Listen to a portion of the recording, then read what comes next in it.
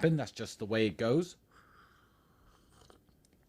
I always put my questions out on X first, as you know.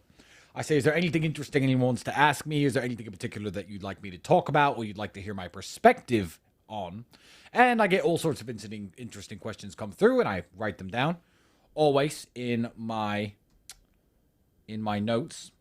However, if you have something that you think could be particularly interesting to me, or something that you'd like to hear my perspective on, please do feel free to send a super chat with a question, and I'll get to those at the end.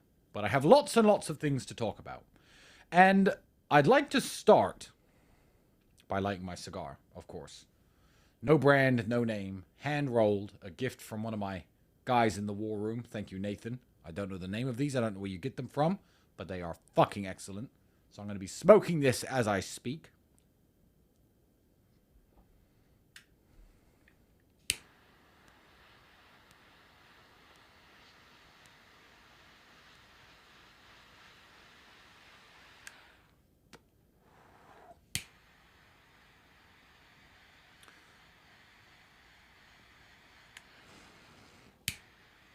Now, Andrew and I are always under so many different Matrix attacks that some of them are missed by our fans. Some of them are missed even by the people who are supposed to hate me. So I was Matrix attacked 48 hours ago, and it was quite a clever one that they tried to pull off. And I'm going to inform everyone as to what it is and why I'm happy for the Matrix attack. It was announced that the £2.6 million the British government stole off me for tax mistakes, tax evasion in their civil case, is going to be used, listen to me carefully, to help women who are the victims of violence. Now, they think this gets me. Someone sat in a room in London, Keir Starmer and his mates, sat in a room in London and thought, okay, the criminal charges against Tate are not going to stick. He's obviously not a criminal. It's been 2.5 years. Here I am. Still no trial. Never will be one. I'll be free very soon. So how can we make it seem like he's some sort of evil person who mistreats women, even though there's no conviction or evidence or trial of him being an evil person who hurts women? I know. Let's take the money we took off of him in the tax case and use it to help vulnerable and abused women. Well, I've got two things to say about this, British government. One, I know you did this on purpose because you're making it look like I need to give back to victims of violence because I'm a violent person myself, despite having no criminal convictions at all. You think you're being clever when all you did was actually make me incredibly happy. Can you imagine in any other person, some millionaire, Jimmy Carr, remember when he got in tax trouble? If they said, Jimmy Carr, he has been found guilty of tax evasion, we've confiscated money from him, and all the money will go to help children who are victims of pedophilia. You'd be like, well, is Jimmy Carr a child molester? No, he was just found guilty of tax evasion. Well, why have you specifically given it to children who are victims of pedophilia? Oh, it's just a coincidence. So this is actually a very clever Matrix attack. It's very smart what you've done there, British government, but you've actually put a big smile on my face. You know why? I am a man who has daughters. I have women in my life. I love my mother very much. I am happy, that's right, happy with the choice the British government made, that you're going to take my 2.6 million hard-earned pounds that you decided to help yourself to and give it to women who are victims of violence. That actually makes me incredibly happy. Otherwise, what would you do with the money? Asylum seeker hotel bills for about 2 hours of the annual bill? What else would you do with the money? Send it to Ukraine so more innocent Ukrainian men can die holding brand new weapons that we've bought for them? What else do you do with my money, British government? Sponsor gay rights parades in Uganda? I am happy it is going to women who are victims of domestic abuse and violence. So that makes me, that puts a big smile on my face. Because I thought you were just going to waste it on weapons and, maybe give it to your allies in Israel or, drop the bombs on little children. I thought you were going to waste it. But now the money's going to a good use. So you thought you were being smart there. But actually, all you did was put a smile on my face and show me that my money's actually going to a good cause. I tell you what, Keir Starmer, tweet at me now. I'll give you another million. I'll throw another million in if that's what you promised to spend it on. This is a promise from Tristan Tate. Come on, Keir. Tweet me anytime. I know you need the money. Right.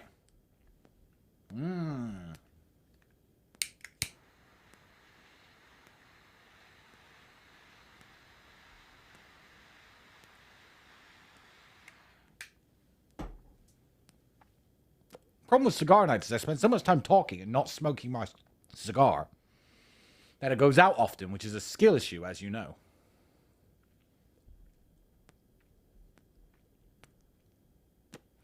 Another thing I'd like to briefly cover. A man I know, I won't even call him a good friend, a man I respect very much, George Galloway, was in Romania to watch a football match very recently. He came to host an episode of his show at my studio. I have a studio. Why not talk to myself? Why not talk to my brother while I'm here? And I'd like to speak very briefly on the backlash George is getting from his supporters and his fans. Look, I don't necessarily think that you people are evil, and I don't necessarily think that you people are stupid. However, I do understand that the opinions you get about me, change back to the other camera, this one's rubbish, are from the mainstream media. And I genuinely thought you people were maybe smart enough not to believe the mainstream media, especially if you are fans and followers of Mr. George Galloway, who has been called a terrorist sympathizer, an anti-Semite, and all sorts of horrible things, which he is not over the years. What I would say is this. I understand that the world needs villains, and with the BBC and the mainstream media creating myself and my brother into the villains that they've painted us to be, it's very easy to jump on the bandwagon and attack people who sit down and listen to what I have to say. My advice to you would be, first of all, listen to the podcast and listen to what questions George asked us and what it was that I had to say for myself, because you judge a man by his words, not on fake actions. And secondly, I would say that it is the courts and the judicial system's job to judge people, and you can make up your mind after they are convicted either guilty or not guilty. In my case, ending December 29th last year, the case was thrown out and it decided that it will never go to trial because the case was never strong enough. So whatever comes up next, please, if you are a fan of Mr. Galloway and you follow him, do not attack him, because at the time when you had his back, there were times when the media was slandering his name, and there were psychopaths sending him death threats and hate letters, and all sorts of horrible things happened to Mr. Galloway over the years. Try to use your brain and understand why Mr. Galloway would want to speak to somebody like me and somebody like my brother, who have very important voices and very loud voices in the political climate of the UK. Understand that Mr. Galloway took the opportunity to speak to two very influential people, who have perspectives that his audience may want to hear. And he is a talk show host at the end of the day, and Andrew and I have clean criminal records. I've been convicted of absolutely nothing. So George Galloway did nothing wrong, as always. So please try to show him a little bit more respect if you are a fan of his, because there will come a time in 4 years, 5 years, 6 years, when my legal saga is long since behind me, long since gone, and I myself may well be a political figure. And people will say, do you remember back then when we always used to jump on the bandwagon and say that Tristan Tate was a human trafficker and a misogynist, etc., etc.? And they'll feel pretty stupid, just as I'm sure the detractors of Mr. Galloway back during the Iraq invasion feel stupid today. Myself being one of them, by the way. I had a question, which I would like to answer.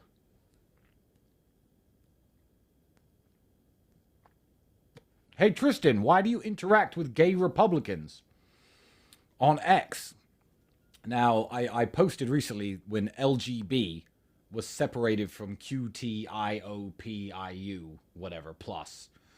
And I tagged an organization who I give money to called Gays Against Groomers. It's run by a very normal lesbian woman who can't stand drag queen story hours and the psychotic agenda pushed on our children.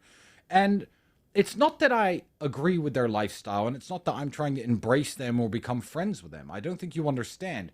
You will see me interact with gay Republicans, black Republicans, Mexican Republicans, white Republicans, female Republicans. And the reason is because they're all Republicans. You have to understand that the president of the United States, whether you like it or not, is the president. Okay, who's the president of all the gays in America? Who's their president? Donald Trump is their president. Okay, when the election comes up, who do I want them to vote for? Republican. Okay, Yes, they have different agendas to me. Yes, they have different worldviews to me. And I disagree with the American government on some very big things, which I'm going to touch on shortly because I've been asked about this. However, we can all unite under the idea that we want a nice, small government that leaves us the fuck alone and leaves us to live our lives as long as we aren't doing anything criminal or perverse. And there are loads of what J.D. Vance referred to as normal gays out there doing a great fucking job and, just getting on with their life, and Donald Trump is their president. What do you want me to do? Attack them on the internet? Is that what you do? Push them away from the Republican Party? We need the votes, and they're perfectly fine by me. No, I'm not a gay ally or whatever you want to call me. I'm a Republican ally, and I deal with Republicans. So that question, I think, is a little bit stupid. Speaking of disagreeing with my own government, a lot of people always ask me, especially in the last coming weeks and months, since the ceasefire. There's been a ceasefire in Gaza, right? And they keep asking me, why did you stop talking about Palestine? Why did you stop talking about Palestine? One, they don't watch everything I say because I speak about the Palestinian issue all the time. Two, they don't read every tweet I post because I talk about the Palestinian issue all the time. Three, they don't follow my posts on Tate Pledge because I help Palestinians financially all the time. I have started tweeting about it less since the ceasefire because, yes, indeed, there is a ceasefire. And then I get questions such as this. And I want to outlay this once and for all, properly on my podcast so I can take the video and post it to everyone who gives me this kind of answer. Let's say I like an American politician. Let's say I like J.D. Vance, for example, which I do. No politician is going to agree with you or me 100% of the time. The idea is to find politicians who overwhelmingly please us on most issues so that overwhelmingly we could vote for them in power and get most of what we want. And they'll say, yeah, but J.D. Vance is a huge supporter of Israel. And Tristan, you're not a supporter of Israel. You're a supporter of Palestine. I'll say, yes, I know. So how can you endorse J.D. Vance? Okay, they'll say the same things about perhaps Donald Trump, Pete Hegseth. They'll say this about loads of politicians who I really like as American politicians. They're really great people. And my answer to that is very simple. If I were to say, here is a cigar, and here is a glass of piss, Tristan, and I want you to enjoy one of them, and I take the cigar, and they say, that's not your favorite brand of cigar. That's not a H. Upmann Magnum 54. Why are you smoking that cigar? That cigar isn't perfect. That cigar is only 8 out of 10. It's not right in every way. That cigar is actually too big. That's not the usual kind of cigars you smoke. If you could pick any cigar that was absolutely perfect, it wouldn't be this one. There is a ceasefire in Gaza now. I had a choice as an American citizen. When I saw Donald Trump shake the hand of, what's his name? The Dagestani fighter, the retired one. Khabib. And Khabib said, look, you have to stop the killing in Palestine. I'm a Muslim. You have to stop the killing in Palestine. And Trump said, you know what? I'm going to stop the killing in Palestine. His personal views are out of the side of the issue of I'm going to stop people dying, which is always Trump's number one perspective. And I said this before he was elected as well. And now we have a ceasefire. If you think Kamala Harris would have done anything for the people of Palestine, you are wrong. What I did as an American voter is I made what I thought was the best choice on all the issues that I thought about, including Israel-Palestine, and it turns out I made the right choice, and I was correct, because now there is a ceasefire. I am sick to death of saying, well, I like this politician, I like this guy, I like Elon, I like Vivek, I like Kash Patel. And people come up with little tiny issues, 1-2% issues of things that I may disagree with. Oh, well, he said this once, he did that once. You know who that reminds me of? Tristan and Andrew Tate. I like the Tate brothers. Oh, they're great. They're motivational. They used to run a webcam studio. It's nitpicking. And because people do it to me, I won't let you do it to politicians I support. The American administration that is currently in place has done so much more for America and thus the world in just the past 2 weeks than the entire Biden-Obama administration did in its 12 years in power. So shut the fuck up about tiny issues about politicians that you do not like. I can't get behind you then because you have a choice between the cigar and the glass of piss. And thank God we tossed that glass of piss Kamala Harris and whatever administration she would have chosen out the window, and we're all smoking lovely cigars instead. God bless Donald Trump. God bless J.D. Vance, Pete Hegseth, Kash Patel, the entire administration, and everything they're trying to do, because they're doing a fucking fantastic job. And as an American and a citizen of the world, I'm very, very pleased that they got in power. Now, I know what you want to ask, and I know what question you want me to answer. I'll give you a clue. The clue is something about my case. Something about this. Did this person do this to you? Blah, blah, blah. Did this person say this in your police case? I see rumors going around the internet, and I see all sorts of rumors going around the internet, and I'll tell you, one, what I have to say about them, and two, whose fault this is. I have nothing to say about them. I have had to bite my tongue and shut my mouth while I've watched people who care about me and love me be labeled victims, and retards sitting there with pieces of paper. This is definitely Tristan's victim, and I'm not allowed to talk about the alleged victims. I know these people support me and love me and care about me, and I've had to sit there and bite my tongue. So now there's rumors going around, oh, well, this person did this to the Tate brothers, and my response is nothing. I'm not going to say anything until the case is over. I'm going to sit here and bite my tongue once again. But what I am going to do is I'm going to point out whose fault this is. Because my case was so stupid and so full of shit from the very beginning, to make it look bad, the worst elements of the case, heavily edited WhatsApp conversations, were purposefully leaked out. Leaked out, pushed out, given to the media, given to everyone else, given to the world, and hater accounts who have affiliations with DCOT, who do the leaking, start jumping on various elements of my case and trying to paint me as a bad guy. It didn't work. December 19th, the case got thrown away. But this is what they do. So the geniuses at DCOT who keep doing this thinking it's going to hurt me have accidentally fucked up, I guess, because I can't comment on the issue. What they've done is they leaked a whole bunch of documents, hoping the media is going to jump on it and say, Tate's a human trafficker for another year. And these rumors you're hearing going around about this guy did this to the Tates, blah, blah, blah, are perhaps damaging to him, perhaps damaging to his business. And that is your fault, Mr. Prosecutor. Your fault at DCOT. You did this. You have started all these rumors because the case files that have all these guys' names in it and the things that they said, you leak out to the entire world. The damage you are causing to people is absolutely wild. So maybe, just maybe, it would have been nice if none of the paperwork of my case, including my private conversations with ex-girlfriends, sexually explicit messages, were never leaked out in the first place, but then it would have been very hard to make me look guilty. So I understand why you did what you did, but now it's backfiring on all the people who are trying to help you. It's absolutely unbelievable why anyone would want to help these people in the first place, because clearly they don't give a shit about anything besides painting their false narrative. But it doesn't matter. Very, very soon, this is all going to be over. You heard it here first. I am going to do a lengthy segment about something that I've been warned not to talk to. Anonymous phone calls ring.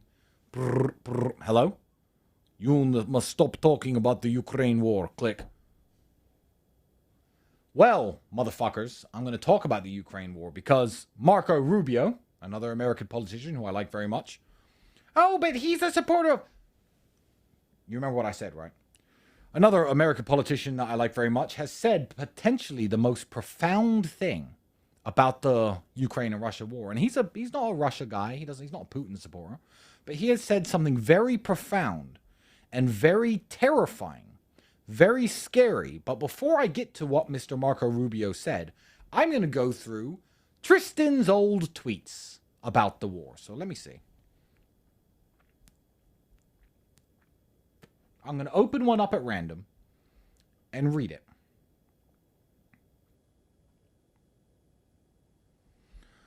No money to go to the moon, no money for infrastructure. Billions to arm young men in Ukraine forced into an army so they can go and die against the Russian military machine. This was October 2023. A very long time ago. Years now that I tweeted this. So let's read some of the replies, because this is the most important thing. Slava Ukraine. Oh my God, you think that Putin should just be able to do whatever he wants. Ukraine will defeat Russia. Tell Russia to stop their illegal invasion. This is one of them. Oh my God, Tristan, misplaced priorities. Europe's freedom's at stake. warmongers have quietened down, which is why I'm going to my old tweets. Because the people who called for this war, for Ukraine to defeat Russia, Slava Ukraine, blah, blah, blah, are in part responsible for the deaths of all the young, brave Ukrainian men who died needlessly. I'm going to read another tweet, again, selected at random. I'm going to read some of the replies. If I were a disabled veteran injured in one of America's many failed wars trying to survive on the bare minimum the government could possibly give me, I'd be pretty pissed to see my government sending even $1 to Ukraine or Israel. Oh my God, you think Putin doesn't need to be defeated? Oh my God, it's not funding war. The war in Ukraine is a war for the freedom of the West. Your comments, warmongers, are insane. And I'm going to my old tweets because you've quieted down a lot. I said this to a Ukrainian person I know living in Bucharest who's like, Slava Ukraine, we need to fight Russia and get our land back. This chick who's hanging out here. I told her, I said, you are responsible for the deaths of these 1 million Ukrainian men. You. And she said, what do you mean me? I said, you. And everybody who's not dragged into that war and everybody who's not forced and had a rifle forced into their hands and marched off onto the front lines in the muddy trenches. You who cheer for the war, you who back your government, you who love Zelensky, who love the man in power, you who give mandate for all of this madness to happen in the name of you thinking I need my country to be complete and Russia can't take any of our country. The selfishness, the innate selfishness of the Ukrainian people who have fled Ukraine, who still call for war, is frankly disgusting, and they are responsible because if the Ukrainian government didn't have the mandate of its people, namely the Ukrainian diaspora who are outside of the country, then government change would be forced and negotiations would be forced. It is absolutely disgusting what has happened in Ukraine. And all you warmongers and all you Slava Ukraine people and all you Putin bad people, you are responsible for this. I'm not going to go into explaining the historical reasons for the special military operation, what happened in 2014. I've covered this on many podcasts. If you don't know by now, you're willfully ignorant. But please listen to Robert F. Kennedy Jr.'s speeches on it. He absolutely nails it. I've been saying this stuff for years myself. Basic test of your powers to reject propaganda.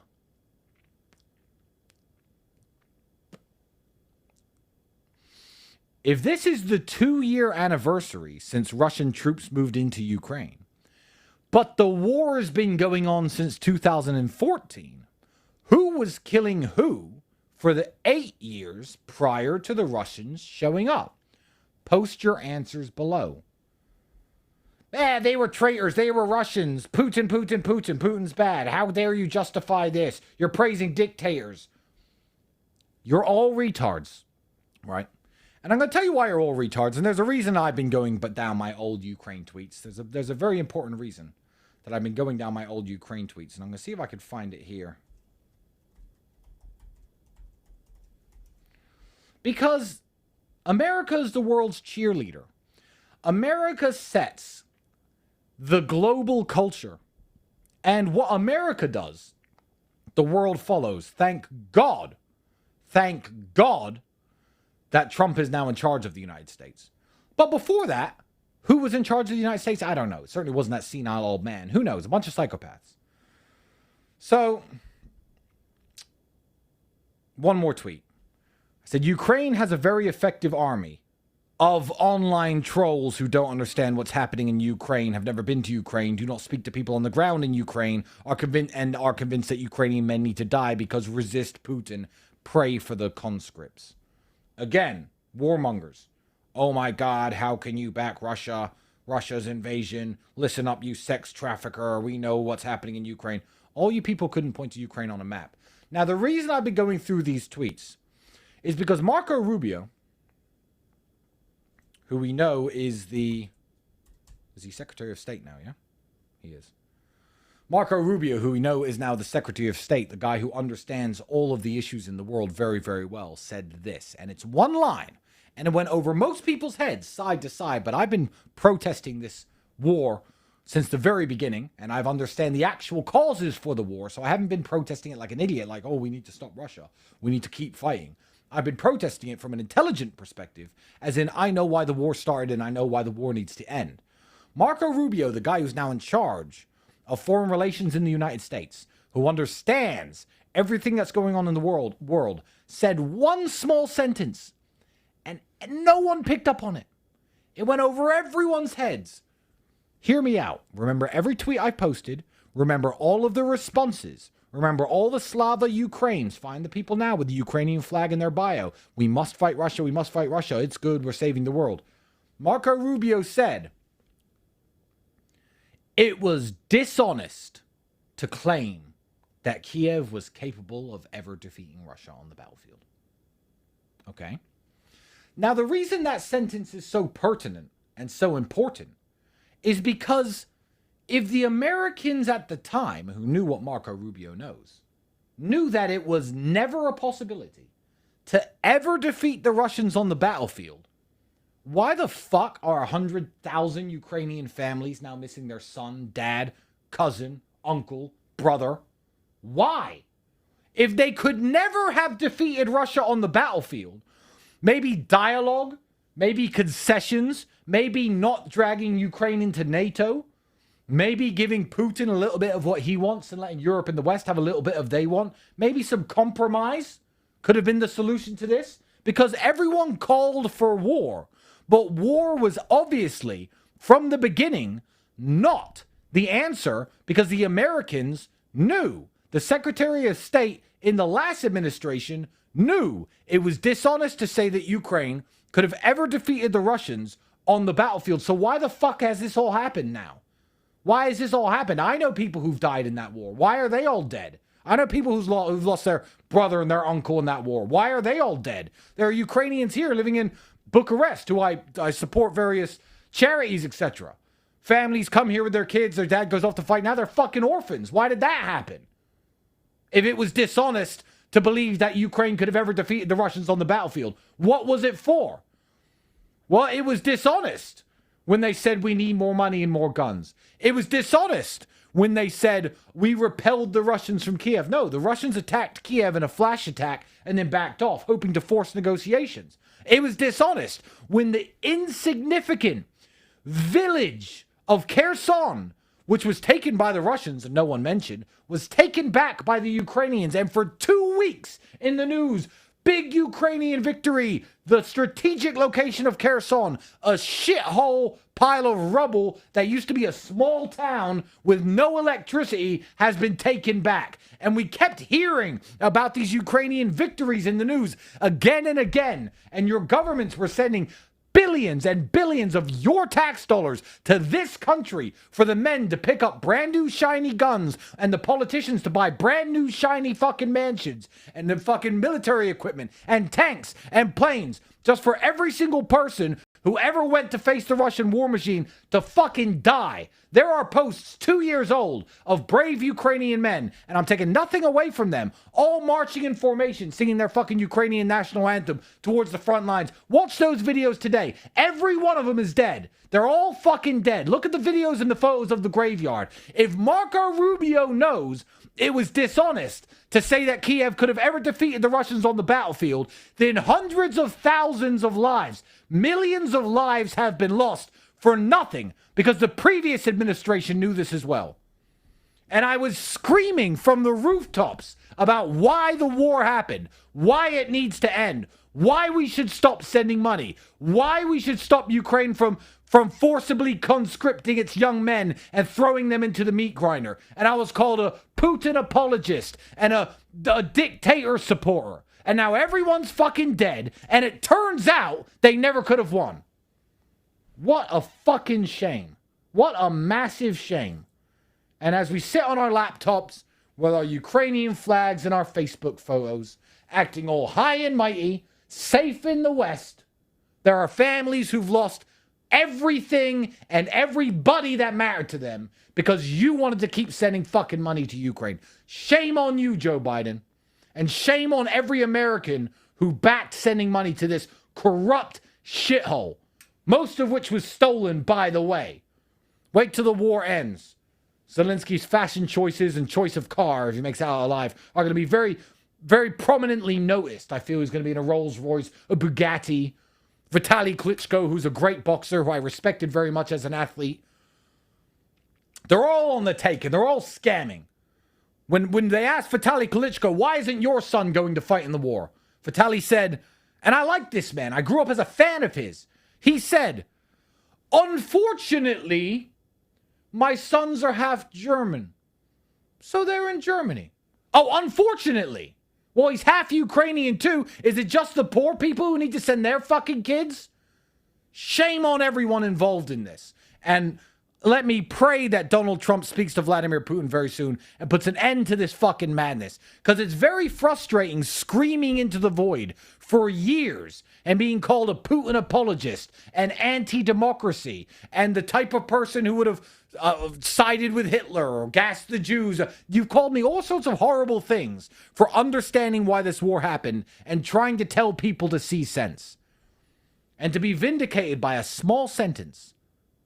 It was dishonest to believe that Ukraine could have ever defeated Russia on the battlefield. To be vindicated by something as small as that the moment the administration changes fills me with fucking anger. I'm genuinely pissed. Whoo! Let me relight my cigar.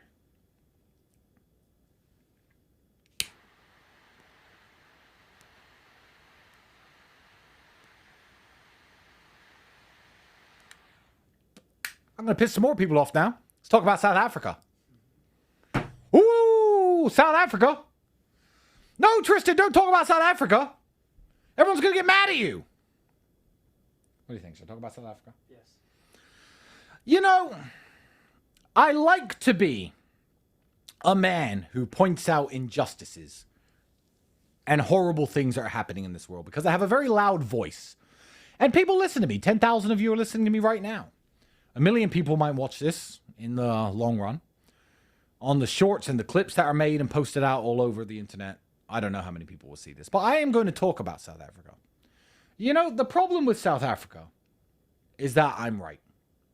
I'm right that land is being stolen from white people. I'm right that white people are being murdered in their homes. I'm right that white farmers are having their dogs killed and their women raped and their daughters raped and having their heads cut off and having their eye sockets broken. That happens a lot in South Africa. The issue I have with South African people is this, because I've covered this topic a lot. Black people in South Africa, lots of you, quite rightfully tweeted me, there's no problems in South Africa, there's no problems in South Africa, I'm not killing anyone. I believe you. And lots of white people, a few white people, not as many, will tweet at me, I live in South Africa and everything's fine. I believe that you're fine. And I also believe the black South Africans tweeting at me aren't killing anybody. I believe all of you. I believe everyone. You have to understand that although this is an endemic problem in the country, I'm fully aware that it doesn't affect everybody. And I'd like to tell you where I come to my conclusions before you accuse me of spreading fake news. If I say that in the 1990s and the 2000s that young British women were getting raped in Rotherham by primarily Pakistani Muslim rape gangs, Muslims attack me. Oh, it's not all Pakistani Muslims doing this. And then lots of people in Rotherham are like, this is a great community. I wasn't raped. I believe you. But it does happen. And the fact that you're fine in South Africa and the fact that you don't see the problems do not mean that they do not happen. You see, I like to follow all sorts of various people who live in South Africa. I follow supporters of Maluma. I follow Afrikaners. I follow Boer people. And I completely understand from the Boer people that I speak to, and I support some of them. I've bought infrared CCTV cameras for their farms, etc. I've tried to help a few of them out. And the Afrikaners who are scared for their life, the people of the village of Orania, I like, and I follow a lot of these people as well. And their concerns are completely legitimate. And the fact that it's not all white people being killed by all black people, the fact that there's no civil war, the fact that the problem hasn't affected you, the fact that you haven't seen it does not mean it doesn't happen, because I have not been to South Africa. That's correct. But I follow people from South Africa, and I speak to lots of Afrikaners and lots of Boer people who are genuinely concerned with their lives and who have lost friends and loved ones to these kind of brutal racist attacks. And when racism happens against white people, nobody seems to give a shit. I got some backlash for following the mayor of Orania on Twitter. Well, you'd never be allowed to live there because you're half black. Even if I was white, wouldn't be allowed to live there. It's a community for Afrikaners and Boer people. I'm neither of those things. I don't know what it means to be those things. I don't speak their language. White, black, doesn't matter. I'd like to visit one day, and I'd walk around and say hi to everyone and say, good for you for preserving your culture and your people and whatever, and this is the best way that you see of doing it. Well done to you, and I'd go home. I don't want to live there. I'm not South African. I'm not fucking an Afrikaner, and I'm not a Boer. No, I don't want to live there anyway. So stop attacking me with you wouldn't be allowed to live there. It's not a village that's made for me, motherfucker. I also wouldn't be able to live in the fucking Forbidden City in China. Oh, well, that's racist. I should be allowed to live with the Chinese monks. I ain't fucking Chinese. Get over it. And the people of South Africa deserve voices to speak about their problems. They really do deserve people to speak about their problems. On the topic of freedom of speech.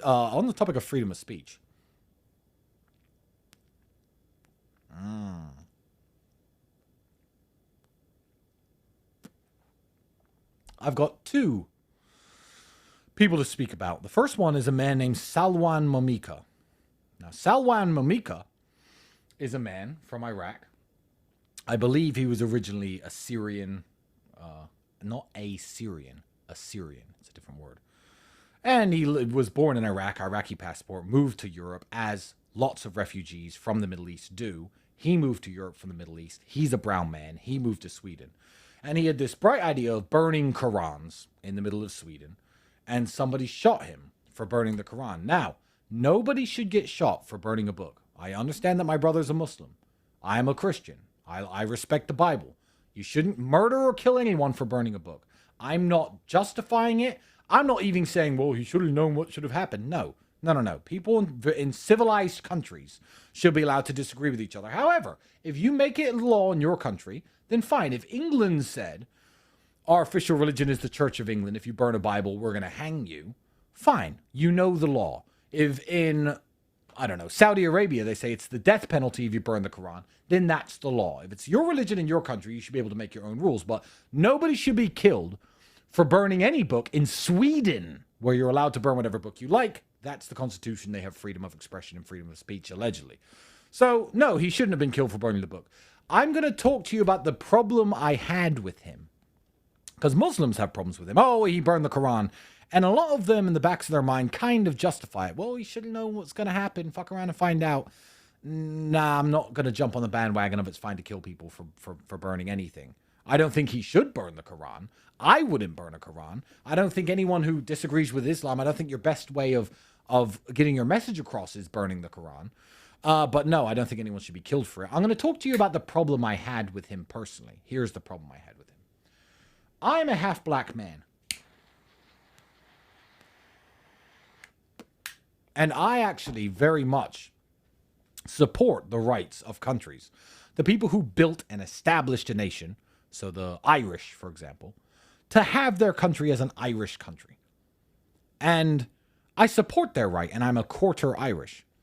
The problem is, even as a man who is actually a quarter Irish, many good Irish people would completely agree with me that people of Irish descent should live there in large numbers and it shouldn't be filled with foreigners.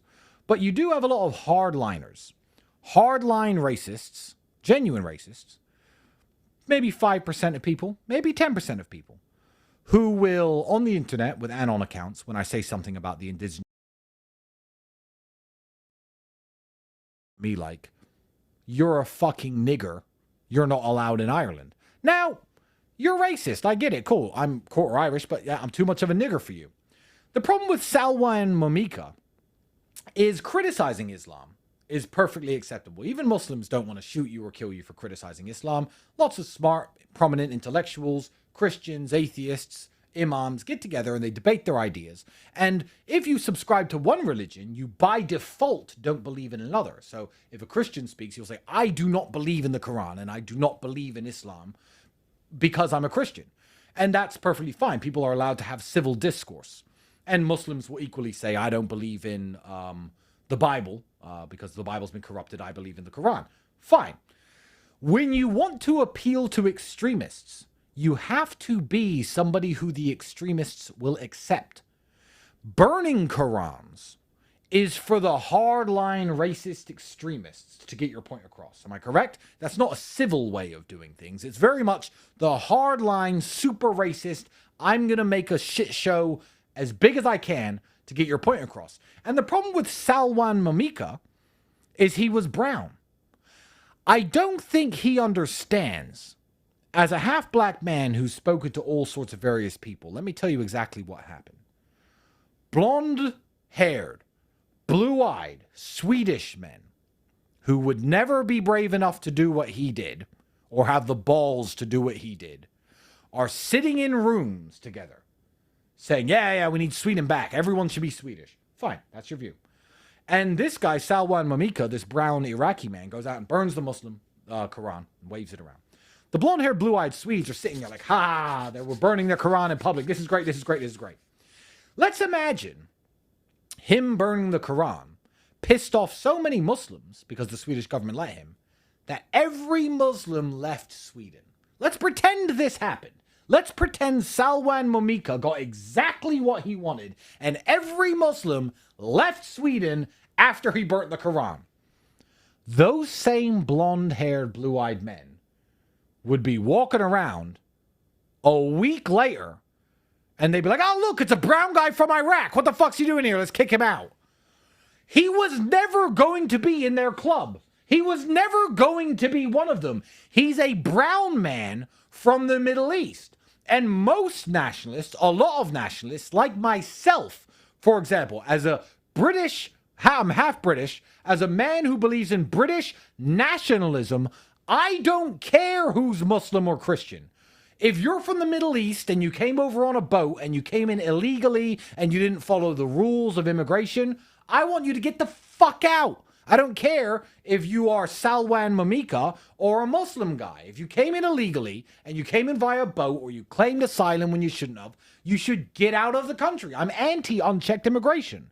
I don't care what religion you are, and most sensible people don't. So Salwan Mamika was quite literally barking up the wrong fucking tree. He was looking for approval from people who are never going to like him. You know, I don't like to make fun of the dead, but you know who it reminds me of? Have you ever seen those Dave Chappelle clips where he's a blind black man who's racist and is a part of the KKK? Yeah, we need to get rid of them niggers. And he doesn't know he's black. I looked at what Salwan Mamika was doing. I'm like, okay, cool. Yes, I get it. You're an Assyrian Christian. You have problems with the current Iraqi regime, etc. But you're from Iraq. Most people in Iraq today are Muslims. You're shitting on your own culture and your own people. Yes, I know there's a difference between the various ethnic groups in Iraq before everyone attacks me. But that's your nation, and you're shitting on that nation and that culture to appease a bunch of Swedes who don't fucking like you in the first place. They don't like you. So yeah, I think burning the Quran aside, his actions were very stupid because he was trying to appease people who never would have liked him in the first place. If the nationalist super racists, few percent in every country, got their way, I wouldn't be allowed in England. I wouldn't be allowed in America if the super racists get their way. They want a white ethno-state. I was told online by someone I tried to talk with that I should go back to Africa. No idea. And the Swedes would want his ass out as well. He's an asylum seeker from Iraq. So I don't know what universe he thought he was going to appease these people and become one of their club for. While he's burning the Quran. It's like the kid in school who eats worms and everyone tells him he's a hero. Oh, you're so cool, you're eating worms. And everyone just laughs at him behind his back. That's what he's doing. Oh, wow, Salwan, yeah, we're anti-Islam. You're burning the Quran. Yeah, good for you, bro. And then like, this fucking brown guy, look, he's burning his own country's book. It was never going to fly. So I guess, may God have mercy on his soul, but... And I had a question, a tweet, that I'm actually going to read out in its entirety, because I've mentioned nationalism, I've mentioned South Africa, I've mentioned ethno-states, and this was a tweet that I'd like to explain, because people seem so stupid they can't understand it. You always argue that England should remain an Anglo-Saxon nation. But when you talk about South Africa preserving its heritage and being a black country, it's a problem. I'd like to know whether you're a hypocrite or if you actually have a good reason. Interesting question. Well, my friend, why do I not think white Americans need to leave America. They're Europeans, aren't they? Shouldn't America belong to the red man? Or black Americans, because they were brought over forcibly as slaves, but they've been there for hundreds of years. And it's not about time. It's nothing to do with time limits, by the way. But why do I not think that white Americans should go back to Europe and give it back to the red man? Because America was built by the white European and the black slave. They built the country. They got there. The country was in the Stone Age. The people had only recently discovered riding horses, because horses were brought over to South America by the Spanish. And they killed the native inhabitants. Yes, sure. That's wrong. You know, people in the past did all sorts of crazy shit. But they built cities and roads and railways and industry and language and a constitution. And they created the country of the United States. You can't take the white and black people who built the country. The white people who made all the laws and stuff, I understand, but the black people did help build the country involuntarily. You can't kick them out of the country and put a bunch of red people in charge of it, because it's a white man's nation and it's a white man's society, because that's who it was built by.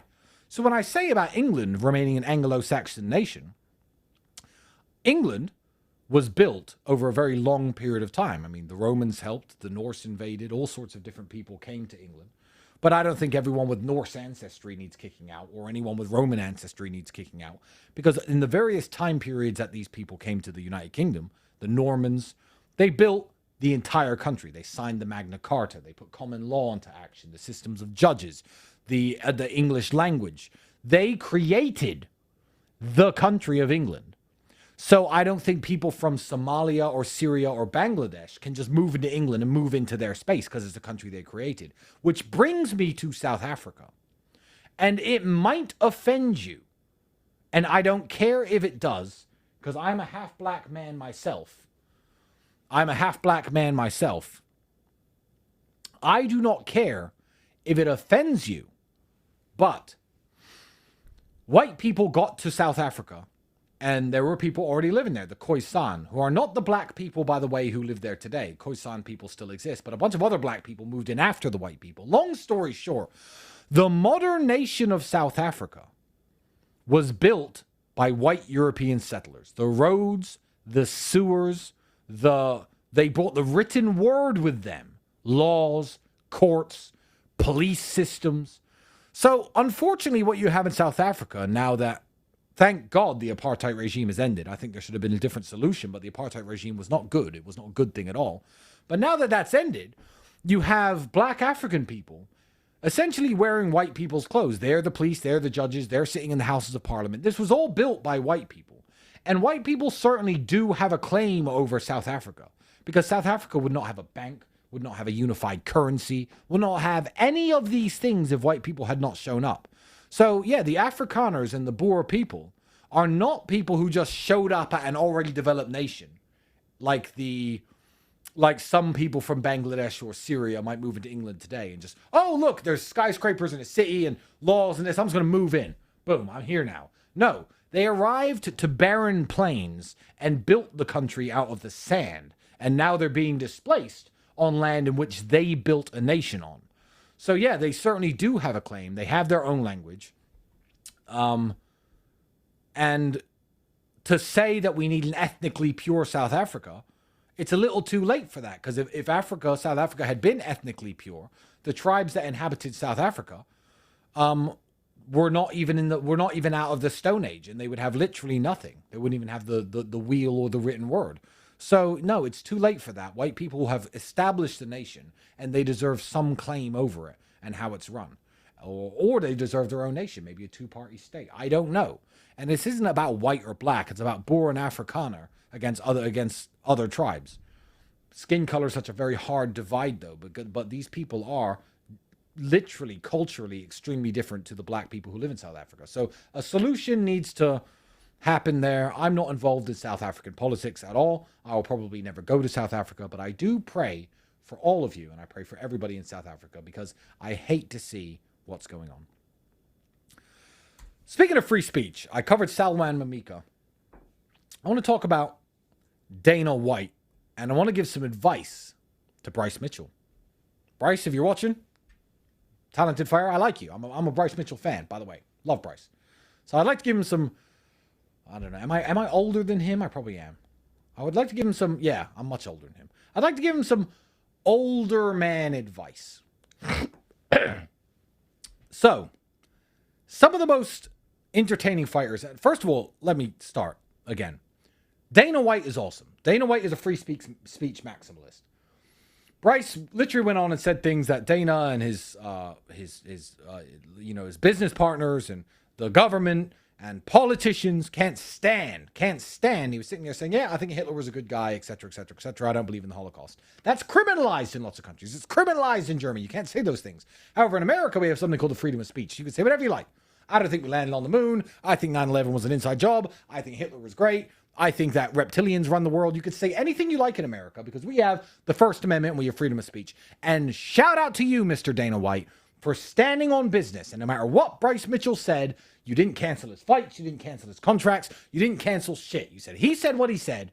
You didn't demand he apologize. He apologized, but you didn't even demand he apologize. He's going to fight on the UFC because we're a fighting show and people are going to say what they want. So you are actually the fucking man. And credit to you for championing free speech. I mean, Power Slap is here on Rumble. So, I mean, is what it is. He obviously stands on business. The reason why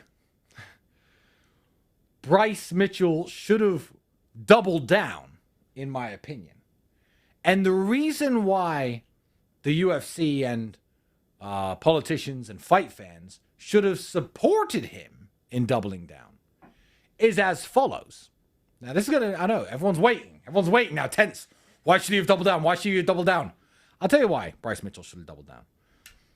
People like Khabib are arguably some of the best fighters that there ever were. Fedor Emelianenko, one of the best fighters. Because controversy, because Fedor and Khabib are very quiet. They're focused on fighting. They're very, Khabib's a very religious man. They focused on fighting. They proved their point. And now they're retired. But the biggest stars in fighting are the people like John Jones, people like Conor McGregor, the people like Floyd Mayweather even. Ran his mouth, talked a bunch of shit. And the reason characters make fighting a better sport is because people love to love them and people love to hate them. So I grew up watching WWF, not WWE. I don't care if you're young and you think, WWE, is he talking about WWE? No, I'm talking about WWF. I'm talking about the Iron Sheik. Remember the Iron Sheik? America's enemies were all Middle Easterners at the time. And they'd have their American hero, Hulk Hogan, in his American flag shorts. Yeah. And the Iron Sheik would come out. Thick mustache. Fucking towel head. With his Iranian clubs and shit. And he'd beat Hulk Hogan up and America would win in the end. People loved the Iron Sheik. Because he was a terrorist, evil man, right? The characters are what made WWF great. Andre the Giant, Stone Cold Steve Austin, drinking his beer all the time and kicking people and smashing women over the head with a chair. It was wonderful because you had characters you loved to love and characters you loved to... Hey, they even had that English guy, Sir William Regal. He used to come out dressed like me, slick back hair, fancy suits. Oh, I'm going to whip all of you, you American, you bloody ungrateful colonists. Boo, boo, we hate you, we hate you. And he was like the English guy, right? Now, obviously, these people were all actors. So, I'm not going to... I think if we split the universe today and made everything run exactly the same in both universes, but the only difference is that Bryce Mitchell, who's a super talent, by the way, and I like him very much, kept talking good about Hitler. And another one where he stopped talking good about Hitler. I think the fights would be more entertaining. I think the crowds would sell out bigger. And I think Bryce Mitchell would make a lot more money over his career. Wear an SS uniform, come out, do the salute. I'm not saying do that, but if somebody were that way inclined and really loved the Nazis and was fighting on a free speech show like UFC, how big would the main event be when he came across an Israeli fighter? How huge would the main event be? I know it's easy to say, just double down, just do this. I understand all the societal pressures. I've been asked to back off on a bunch of my opinions. I have less to lose because I'm not tied into one particular company. I get it. And it's a bit of a rant and a bit of wishful thinking, but I just kind of wish Bryce Mitchell would just double down, you know? He'd be one of the biggest stars in the show. Hated, but still a massive star. Connor was hated by a bunch of people who weren't Irish. They all hated Connor running his mouth. Black people hated him because he called Floyd Mayweather boy, which is a racist term in American, but he didn't fucking know. He's not a racist, obviously. I love the guy. But yeah, I don't really know. I don't have a strong opinion on this, but Dana White is the man. Thank you for standing on free speech, and thank you for not canceling Bryce Mitchell. He's only 30. Yeah, he's only 30, and I wish him a very fruitful and a very long mixed martial arts career. I love watching him, and the best of luck. But doubling down would have made the shows pretty exciting. I understand the risks in your personal life, Mr. Mitchell. I understand that maybe you couldn't have done that. Maybe you read something else and changed your mind. Completely fair, completely fine. Keep doing what you're doing. And that's